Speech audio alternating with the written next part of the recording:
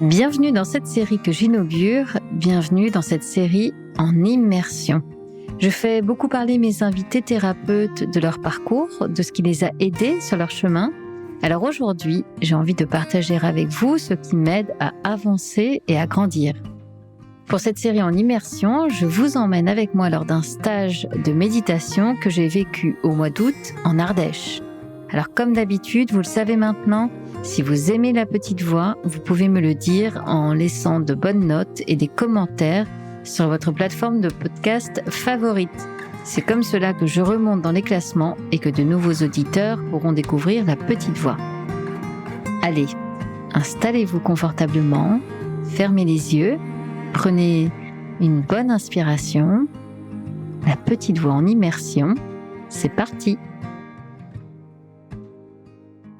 Alors, petit disclaimer quand même avant que vous vous lanciez dans l'écoute de cet épisode, je suis désolée, mais ce soir-là, j'ai eu un problème technique et vous le remarquerez, il y a des espèces de micro-coupures dans le son, donc je m'en excuse, mais par contre, je vous rassure, dans les prochains épisodes, le son redevient tout à fait normal. Merci! Bonjour! Pour cette 3e journée de mon stage de méditation au domaine de Taillé, on va parler de moments de méditation, de liens qui s'étissent, de confidences qui arrivent. Au moment où j'enregistre, nous sommes donc le mardi 8 août et il est 19h12. Donc il faut que je me magne. Le repas est servi à 19h30 et comme il est très bon, j'ai pas envie de le rater. On a encore commencé la journée en silence et puis ce sera comme ça jusqu'à la fin de la semaine. J'avoue que ce matin, ça m'arrangeait bien. Déjà, je suis pas du matin en général, mais en particulier aujourd'hui, j'avais vraiment mal dormi. Et donc, j'avais besoin d'être là dans ma solitude. C'est une solitude qui est collective parce qu'en fait, on est dans le silence, dans le calme, avec d'autres personnes autour, elles aussi en silence. Mais j'avoue que cette espèce de solitude accompagnée, pour moi, de balance parfaite. Je ne sais pas comment la reproduire à la maison. Je peux essayer de demander à mes enfants, mais ça ne durera pas longtemps. Une fois le petit déjeuner, donc en silence, on s'est retrouvés autour du bassin de natation.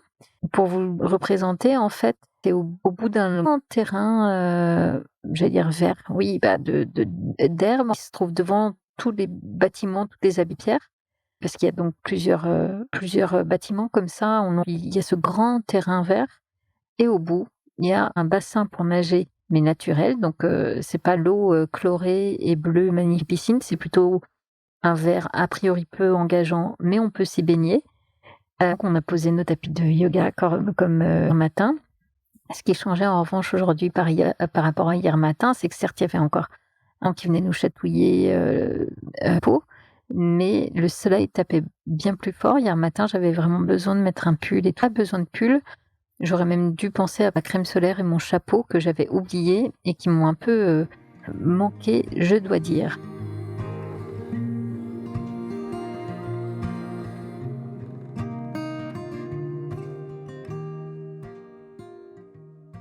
Comme hier, on a démarré avec quelques postures douces, histoire de se déverrouiller, de se mettre tranquillement en mouvement. Donc moi, vraiment, avec ce que j'aime faire, mais que je ne fais plus là depuis quelques semaines, quelques mois.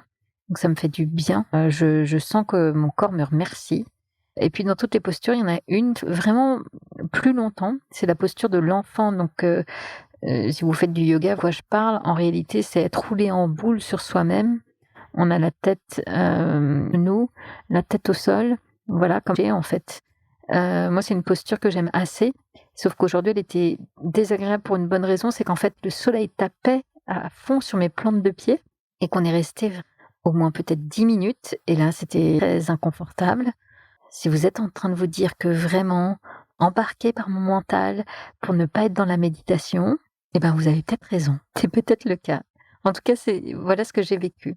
Ensuite, on a fait comme ça toute une succession d'exercices. Ce sont des exercices, alors j'ai pas la montre avec moi pour regarder, mais je dirais que ça dure à chaque fois 10-15 minutes. C'est parfait pour la petite méditante que je suis, parce qu'à la fois, bien sûr, et c'est pour ça qu'on est tous ici, ralentis, et en même temps, on le fait de manière très accessible.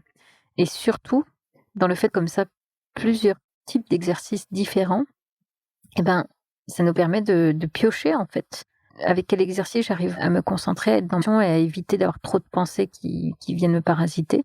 Ça permet de faire le tri et de voir ce qui fonctionne le plus sur nous. Par exemple, un exercice de marche pieds nus, alors là, c'était un petit peu plus élaboré, c'était de la marche afghane.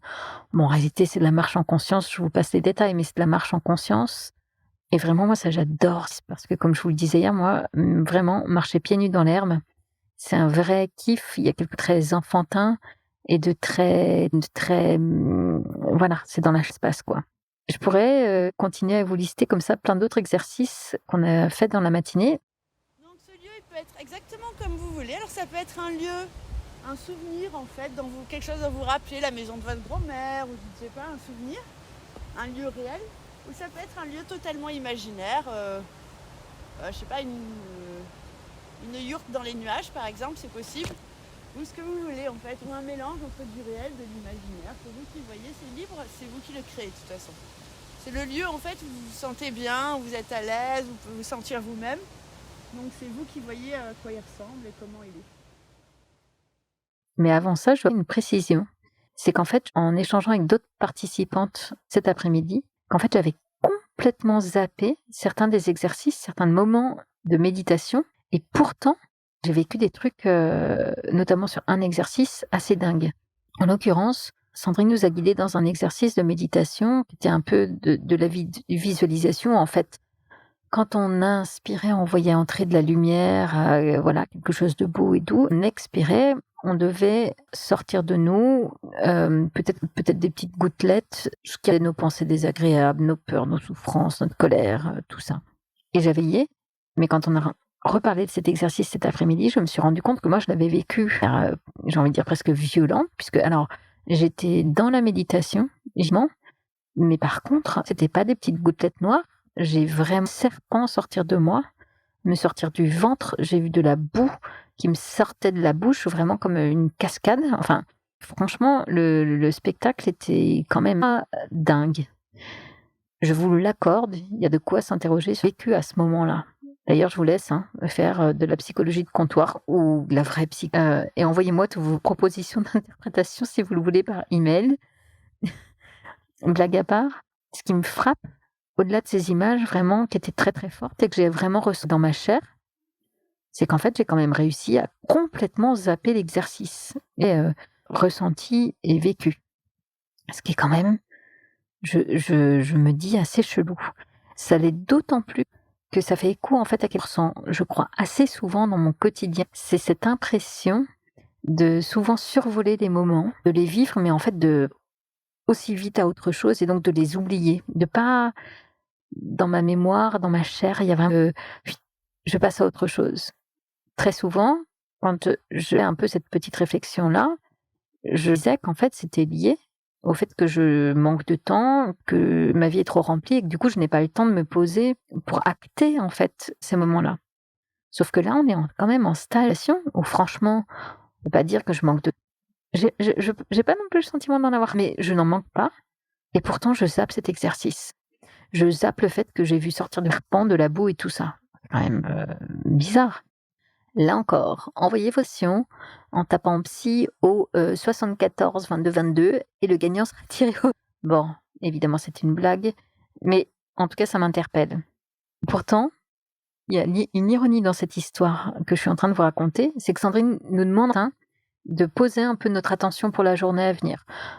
En réalité, je réfléchis pas très longtemps et je prends la première pensée qui me vient quand elle nous en parle. Et moi, ce que j'avais noté ce matin, savourer chaque moment.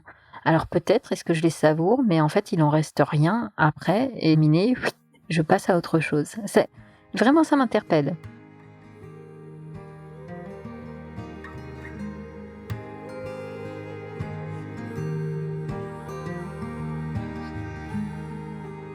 Une fois la matinée terminée, on a pris un bon déjeuner, agréable, en bonne compagnie. C'est amusant de voir comment les groupes se forment et évoluent. Par exemple, là, on se connaissait pas du tout il y a 2 jours. On sait déjà que franchement, le temps ensemble, le stage se termine vendredi. Donc peut-être qu'on brûle un petit peu plus vite les étapes pour faire, peut-être qu'on en vient plus vite à se confier sur ce par quoi on est passé, les questions du moment. Et en même temps, clairement, on est très de méditation, donc on a quand même 2-3 sujets qui nous réunissent ou en tout cas une volonté commune de mieux nous connaître, d'avancer dans nos vies. Voilà. D'ailleurs, j'ai oublié de vous ce moment, ce matin, quand je vous dis que je zappe. À la fin de la matinée, Sandrine nous a demandé, par petit groupe de 3, d'échanger sur la bienveillance et de l'auto-bienveillance. Et moi, j'ai beaucoup aimé l'échange que j'ai eu avec les deux femmes avec qui j'étais, et en particulier avec cette femme qui est psy, qui pratique. C'est une vraie, on lui a dit tout à l'heure, une vraie parisienne chic, mais vraiment dans le bon sens du terme. Bon, en vrai, mais imaginez une femme assez mature, très, très chic. C'est cette femme qui, quand vous lui demandez qu'est-ce que tu fais dans la vie, elle vous répond je fais de mon mieux. Une classe. Et donc j'ai aimé mon échange avec elle, de ces personnes vers peut-être j'ai le plus envie d'aller dans le groupe. C'est dur de dire ça et je m'en veux parce que je me dis merde, d'autres personnes écoutaient et puis je vais pas tous les citer. C'est aussi une réalité après tout, merde. Bien sûr que quand on est dans un groupe comme ça de 18 personnes, on ne se sent pas d'affinité avec chacun et chacune des personnes qui sont là. Je sais pas pourquoi. Pourquoi cette femme-là, j'avais envie de plus échanger avec elle. On a d'autres comme ça dans le groupe vers qui je me sens plus facilement portée. Ça veut pas dire que les autres, mais voilà, ça se fait peut-être moins naturellement. Peut-être que c'est vrai à l'instant où je vous parle et que dans une heure, là, on sera en train de dîner et que j'aurai redécouvert d'autres personnes. Je ne sais pas. Voilà.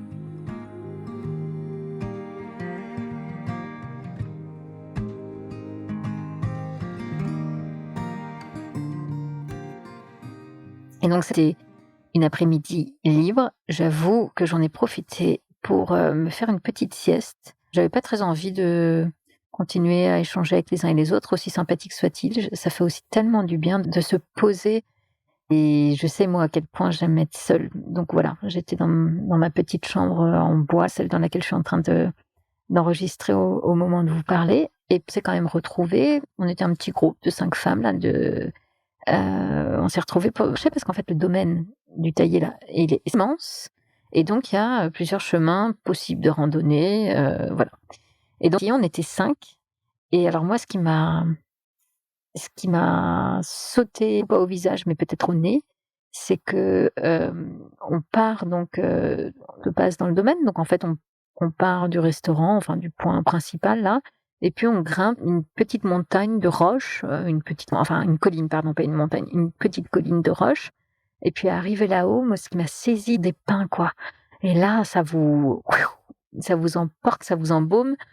Le bruit des grillons, on n'est pas loin de la caricature, mais c'était vraiment exactement ça. Donc on est parti pour marcher toutes les 5. J'étais un peu partagée, j'avoue. À la fois, j'étais contente de partager ce moment-là avec elle et en même temps, j'avais hip seule et j'avais envie de ce qu'on vit le matin, cette solitude accompagnée. Donc je me suis un petit peu mise en retrait du groupe, voilà, pour être avec elle, mais pas trop. D'ailleurs, la plupart d'entre elles, enfin, c'était plutôt silencieux, c'était ce que nous avait conseillé de faire Sandrine.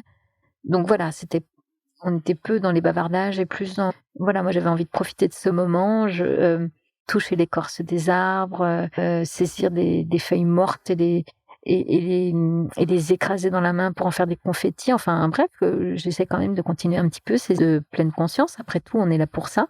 Donc voilà, il faisait effectivement assez chaud aujourd'hui, et en particulier cet après-midi, mais comme on était cette forêt de pins, on était quand même pas trop mal.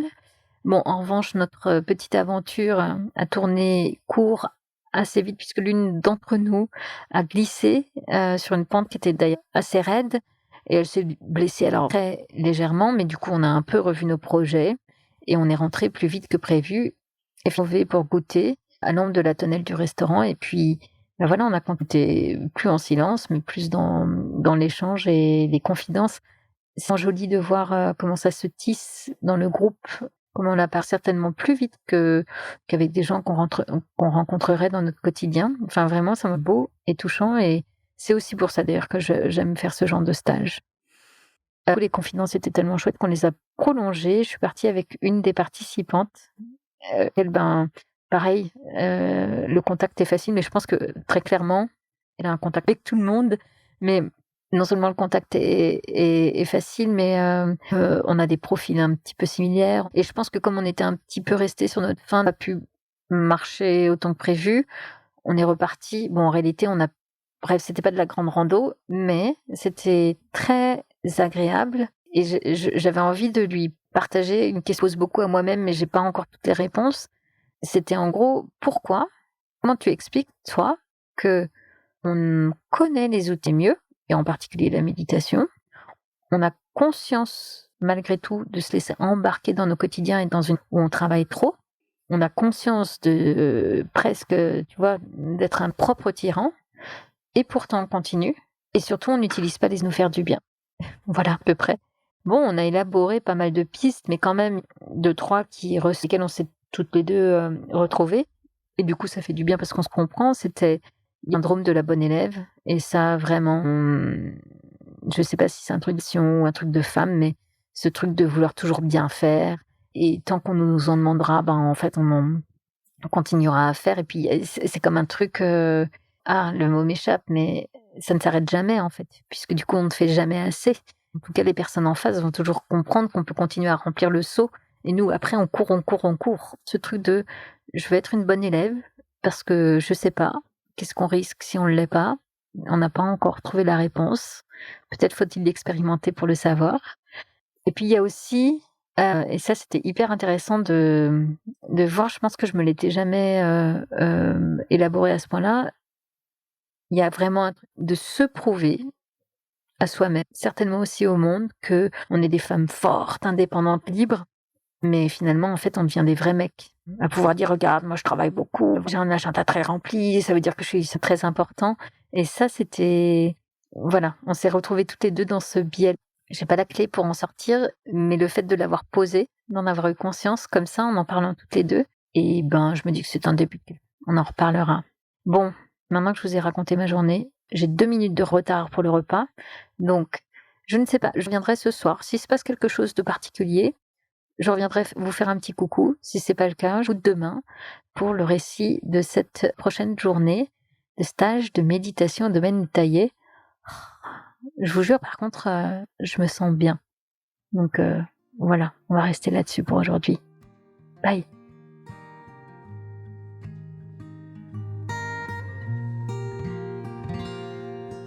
Merci pour votre écoute et merci d'avoir partagé ce moment avec moi.